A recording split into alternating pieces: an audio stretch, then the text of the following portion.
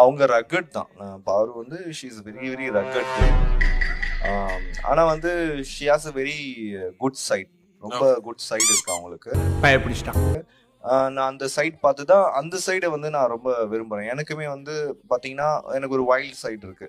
நான் இப்போ இந்த மாதிரி இருக்கேன்ல, ஸோ பிக் பாஸ் ஹவுஸில் வந்து அவ்வளோ ஒரு டஃப்பான சுச்சுவேஷன்ஸில் வந்து நான் ரொம்பவே வந்து ரொம்ப வைலண்ட்டாக ரொம்ப நிறைய கோவப்பட்டு அப்படிலாம் பண்ணியிருக்கேன். ஆனால் மற்றவங்க நினச்சிருந்தா அந்த ஒரு சைடு பார்த்துட்டு இப்போ பார்வை இருக்காங்கன்னா அந்த சைடு பார்த்துட்டு பேசாமல் இருந்திருக்கலாம். But she accepts. உண்மையை சொல்றவங்க தெய்வத்துக்கு சமம் சொல்லுவாங்க. இவங்க ரெண்டு பேரும் மாறி மாறி உண்மையை சொல்றாங்க. ஓகே, இவன் இப்படிதான். ஆனா வந்து I have a very good சைடுன்றது அவங்களுக்கும் தெரியுது. எனக்கு 2 பேருக்குமே வந்து அந்த மேட்ச் இருந்தது 2 பேருக்குமே. சொல்லுங்க, நீங்க நல்லவரா கெட்டவரா?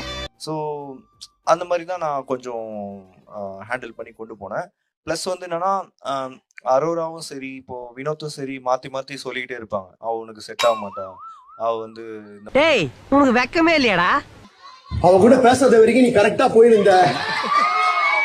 200 பெரியார் இல்ல 400 பெரியார் வந்தாலும் முடியாதுடா. எதுக்கு? உங்களை நிறுத்துறதுக்கு.